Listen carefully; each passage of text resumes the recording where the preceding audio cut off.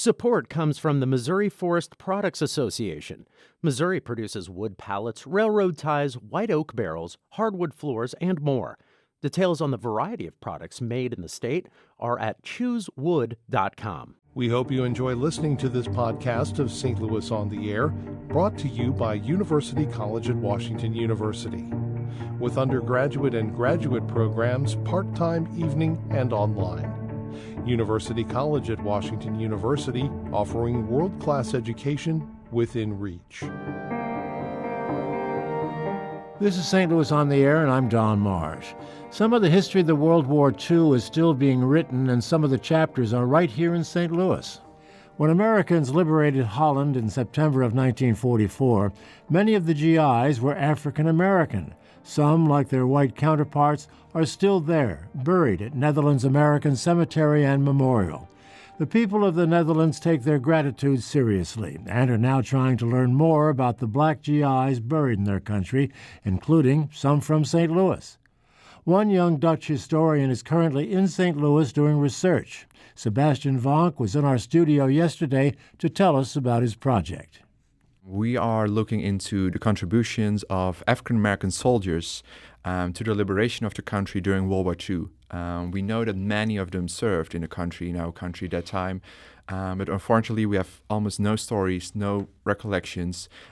So we have come here to the United States to hopefully get some more information.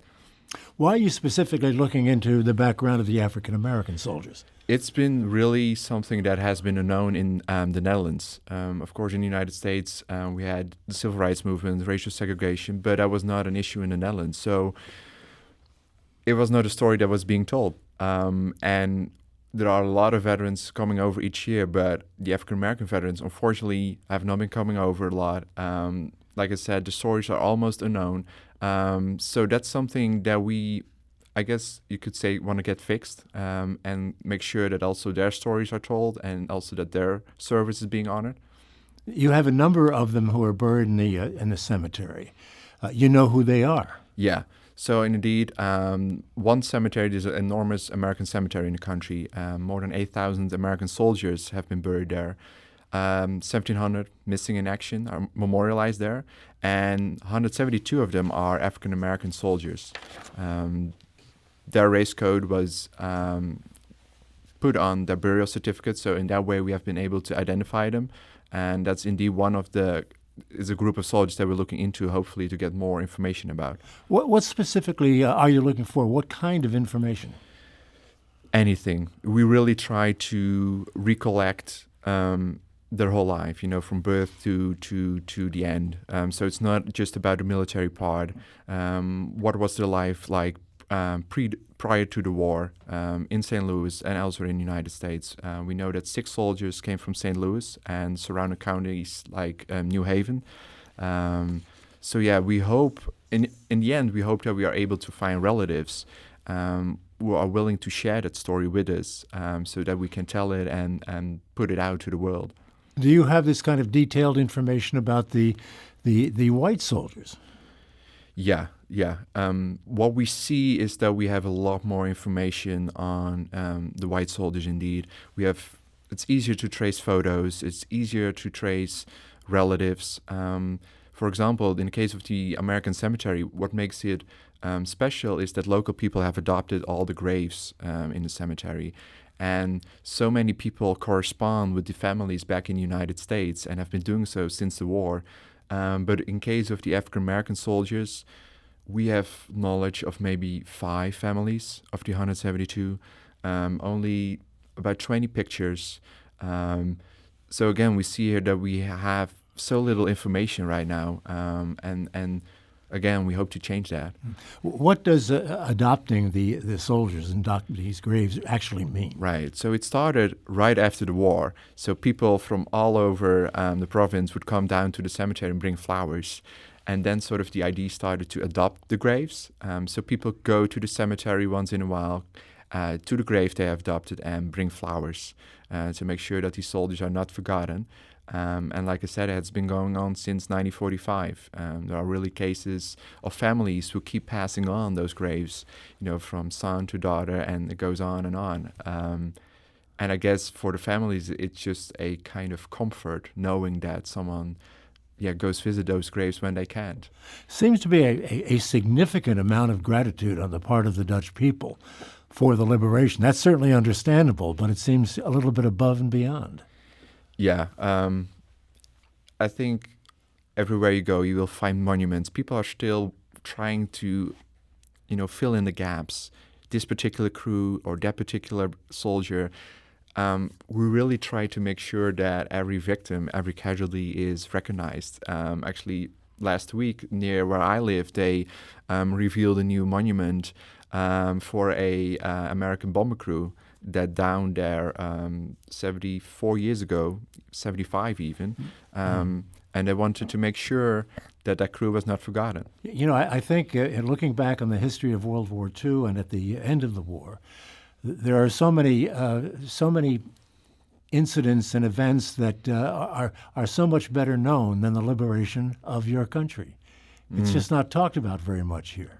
Yeah, I think, and I have talked to a lot of Americans, and when they go to Europe, because many Americans do also to tour those battlefields, they are just amazed by how it's still remembered and how that history still lives on. I think Americans do have that gratitude for the serviceman, but what I notice when I talk to them, they have a hard time understanding or seeing how much still is being done in Europe. Yeah.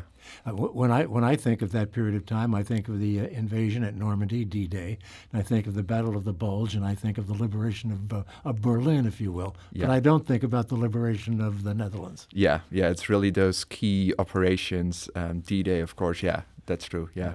Well, let's come back to the research. How are you conducting the research? What formula are you following to learn what you can? Yeah, so in this day and age, of course, a lot is being put online. So there are online archives like Ancestry, which has the census records of the United States, some of the service records. So that's the first step. But now I'm here actually in St. Louis because the National Archives are here. So here they keep the military records for all service personnel of the United States. So we're getting that.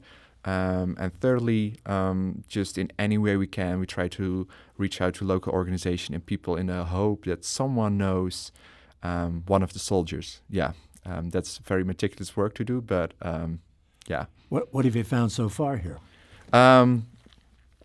Well, this week we got an email from the Historical Society of a nearby county, and they had in their collection, so this was a soldier from New Haven, a American Legion post sign with his name. So this soldier, Leroy Camp, they named a African American American Legion post just after the war after him. So that's one of the things. I've been able to get a lot of records on one of the St. Louis soldiers, and he should have a son that's still alive. So that would be great if we can reach him. So yeah, we get a few pieces of the puzzle coming in right now.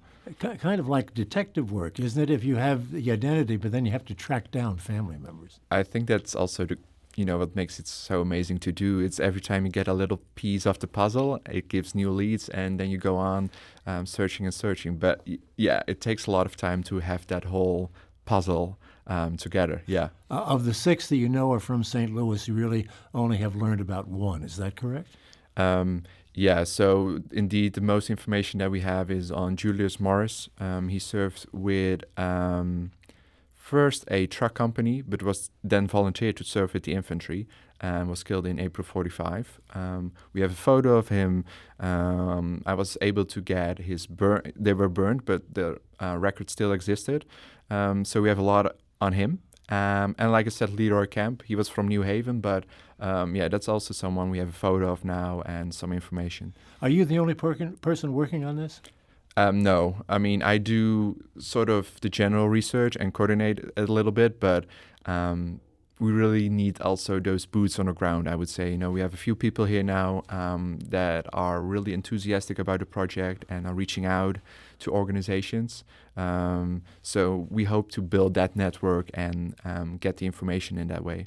Again, I'm not clear on the number of identities. We have the identities, but the number soldiers about whom you have information. Of the 172, how many are left to gather information on? Pretty much everyone, because we really only got some basic information, but we do not yet have the sort of the life story from birth to end. We have pieces of the puzzle, but and sometimes we have more pieces, but yeah, there's still a lot of work to be done. Yeah.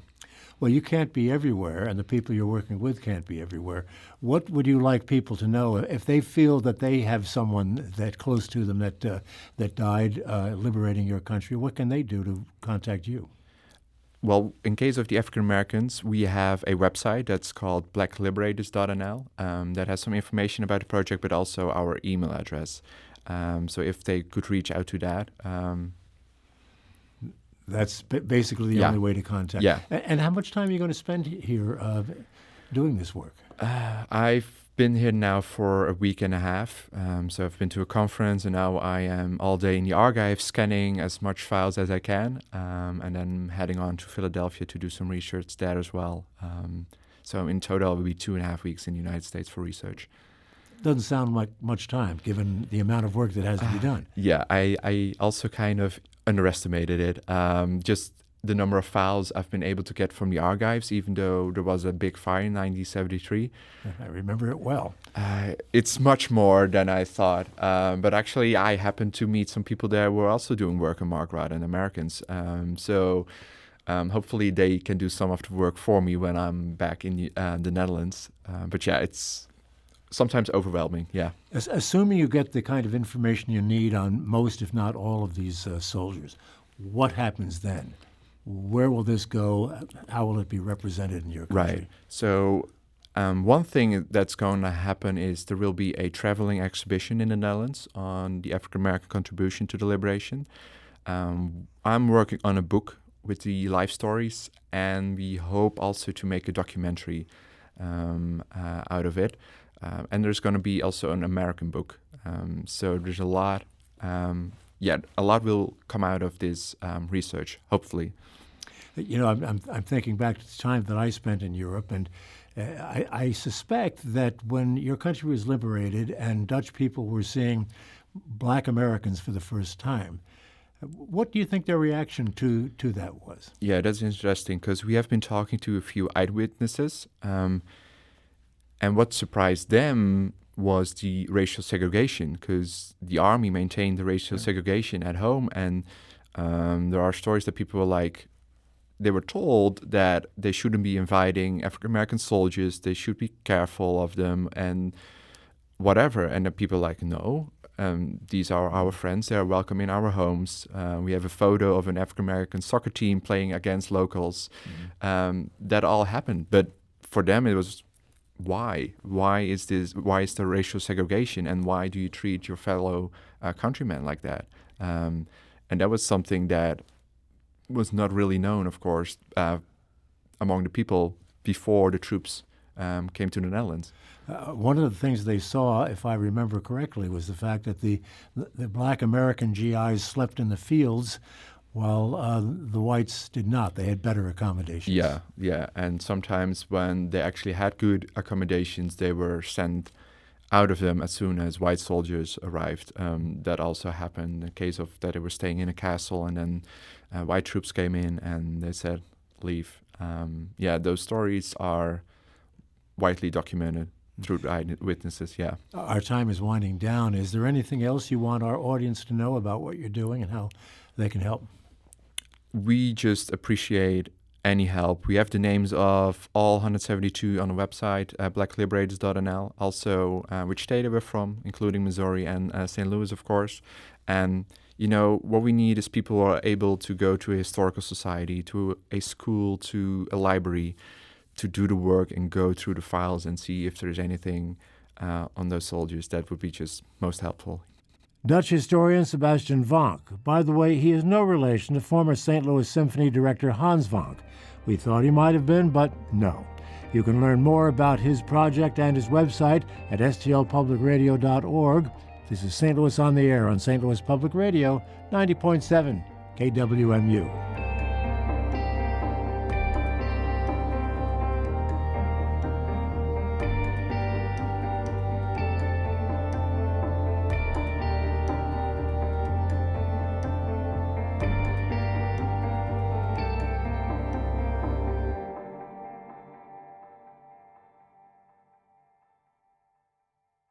Support comes from the Missouri Forest Products Association, committed to conservation and careful management of the state's forests to make them more resilient and better habitats for wildlife. ChooseWood.com.